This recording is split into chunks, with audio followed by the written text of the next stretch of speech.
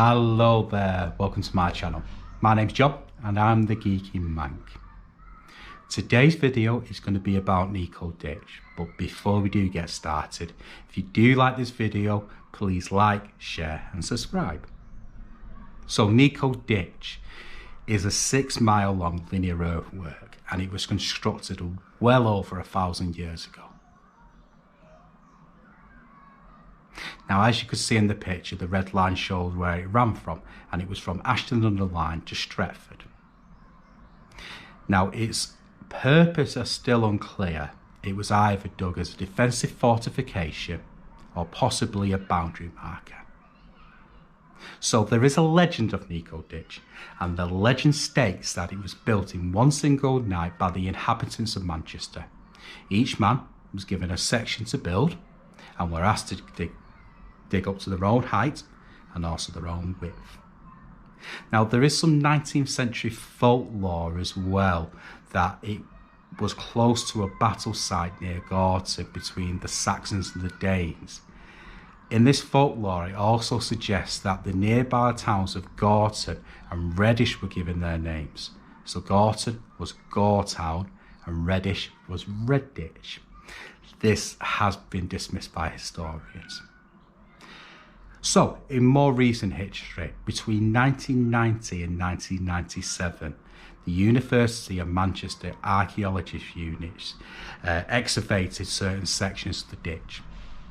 Now, they were unable to give a specific date for the ditch's construction, but they would suggest that the ditch was actually more of a boundary marker rather than a defensive fortification. The reason for this is because the ditch is U-shaped rather than a V-shape, and V-shapes are what were typically used for defensive ditches.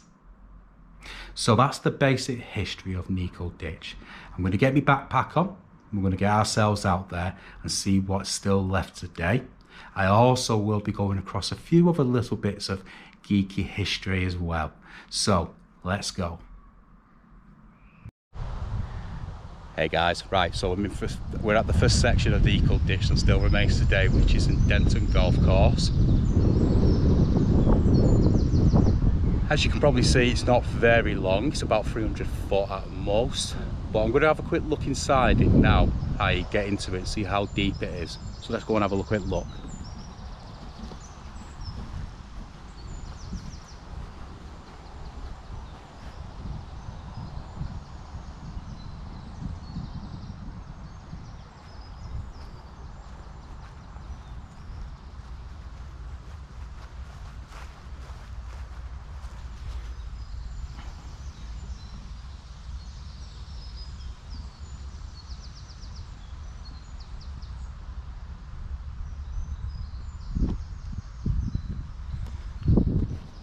So, I would probably say it's about 5.5 foot to 6 foot height on this side over here.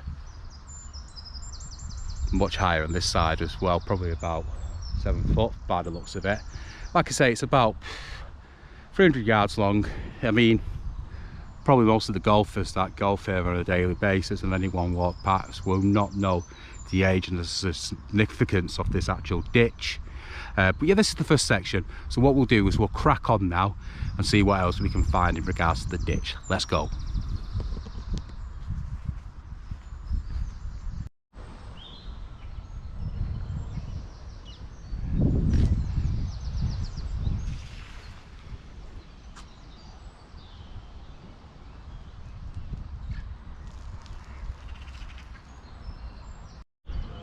Hi guys, right, so this is Debdale Park and there's two reservoirs here that were built in the 1820s by a local water company.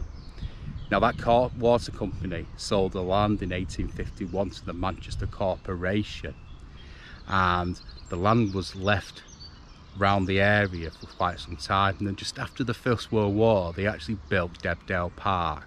So this is a little history of Debdale Park for you, seeing as we're walking past it. So what we're going to do now is we're going to crack on and get back to the ditch. Let's go.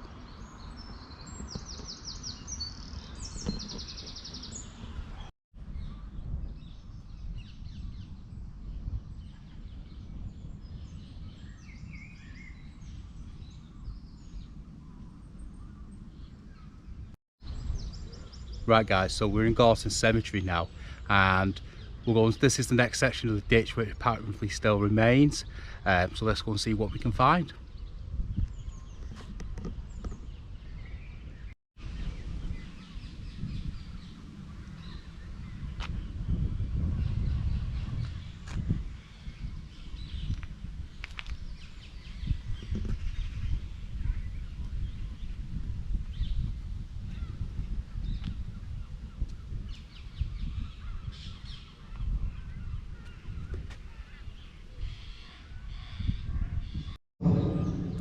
Hey guys, so this is where the ditch would have originally ran through. As you can see now, it's a modern drainage system that has been built, which I do think is quite tastefully done. On each of the bridges as well, you can see the little plaque on there, and it does discuss the legend of Nico ditch, which I told you about at the beginning of the video. So what we'll do is we'll go and find the rest of it now. Let's crack on.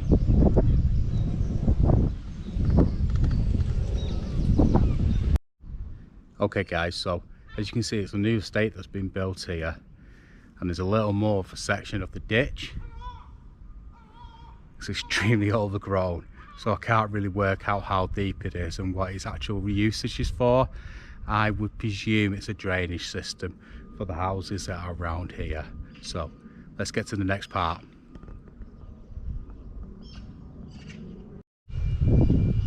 Hey guys, so this is the next section now. We're in just in Gorton and the edge of Leverhulme. Now apparently this is the longest section, and it's meant to be about 800 yards long. Now as you can see, it's extremely overgrown. Again, I would imagine the purpose is for a drainage system, but at this section I can't really tell how deep it is and what its purpose is. But what we'll do is we'll go and have a route down now and see. Have a look.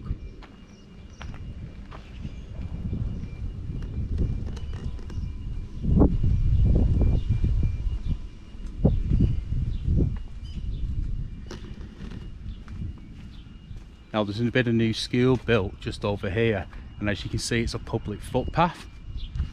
I mean, the amount of people that will use this on a daily basis and not really have a clue what it's for or its history originally.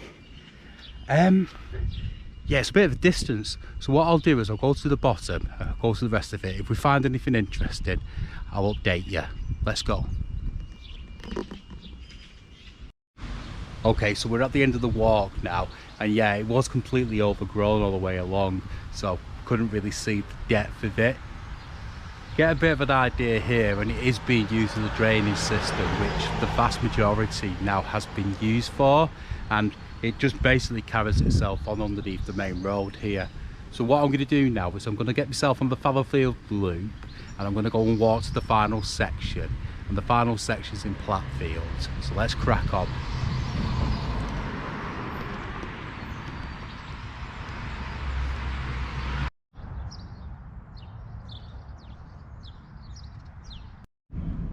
Hi guys, so we're on the Fallowfield Loop now, and we're actually just outside what was Leverhulme train station. So the train line was actually used for passengers from 1892, and then in 1969 it was only used for freight. Now what is quite interesting is at the very top up near Debdale Park, in 1988 they started trialling the Metro link along here, and then later on that year the line was then fully closed. It was left abandoned, all the tracks were lifted up, and then in sort of the late 90s, early 2000s, a local group got together and then got the funding to actually create this loop. So it's a fantastic walk if anyone does like a good walk. It takes you from sort of Ardenshire area where I started our walk today, and I think it carries on to our sort of Stretford, so quite similar distance actually to the ditch. So let's crack on.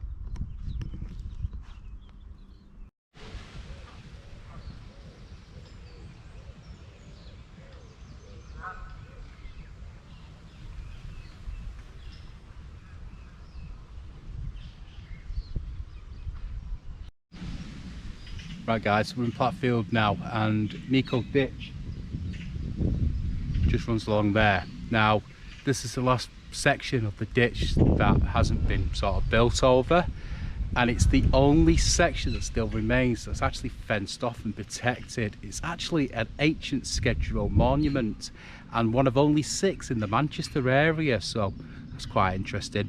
Now there is meant to be a little stone plaque up along somewhere, so I'll go and see if I can search it, and if I do come across anything more interesting in regards to it that we can see, then obviously I'll show you guys. So let's have a look.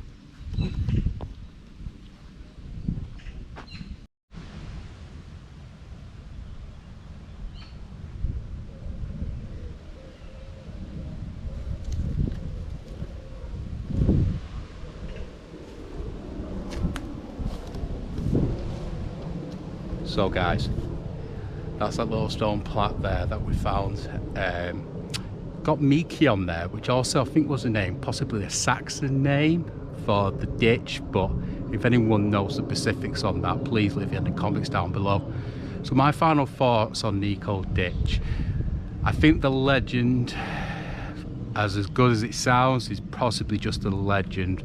For a construction of that distance and depth to be completed by people in one single night is, well, an amazing achievement if true.